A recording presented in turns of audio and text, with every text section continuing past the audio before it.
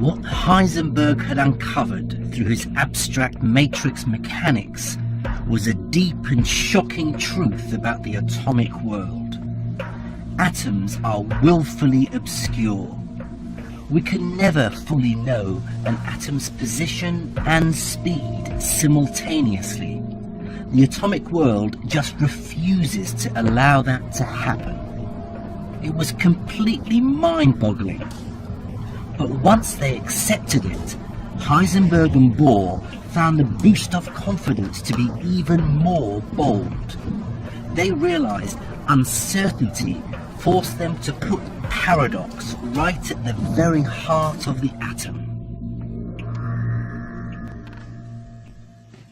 Atoms are not just unimaginable, they're self-contradictory. They behave both like particles and waves. And it gets weirder. When you're not looking at an atom, it behaves like a spread out wave. But when you look to see where it is, it behaves like a particle. This is insane. First, atoms couldn't be visualized at all. Now it seems they change completely in character depending on whether or not you're looking at them. The uncertainty principle had changed everything. It revealed a shocking contradiction at the heart of nature.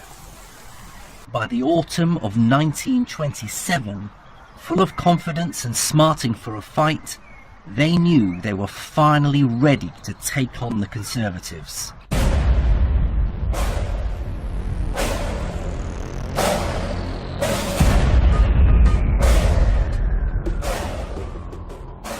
For this physics showdown, they chose the Solvay Conference in Brussels. All the world's leading atomic physicists would attend. If Bohr and Heisenberg were successful, then they would lead a total scientific revolution.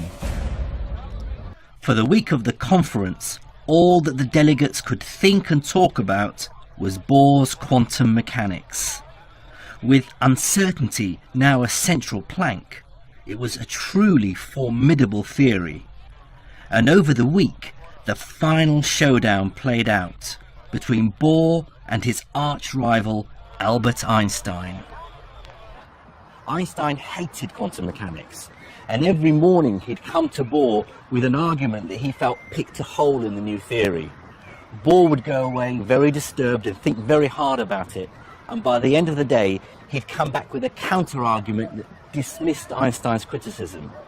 And this happened day after day until by the end of the conference, Bohr had brushed aside all of Einstein's criticisms, and Bohr was regarded as having been victorious.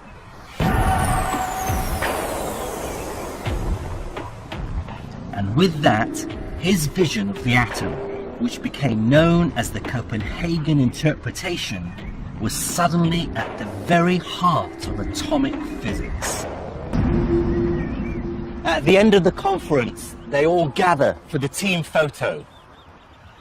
Never before or since have so many great names of physics been together in one place. At the front, the elder statesman of physics, Hendrik Lorentz, flanked on either side by Madame Curie and Albert Einstein.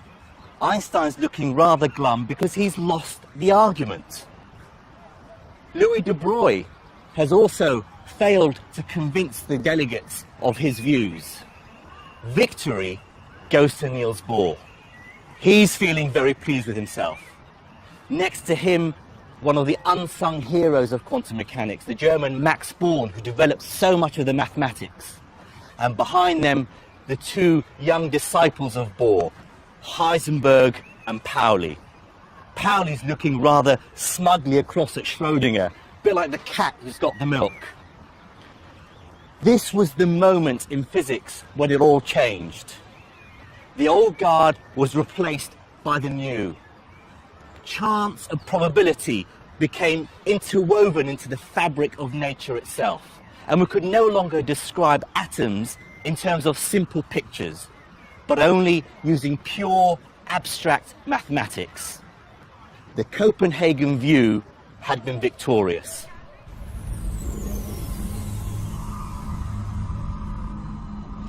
Although Einstein went to his grave never believing quantum mechanics, Solvay 1927 was the turning point at which the rest of the science establishment came to embrace the Copenhagen interpretation. And that interpretation is still accepted today.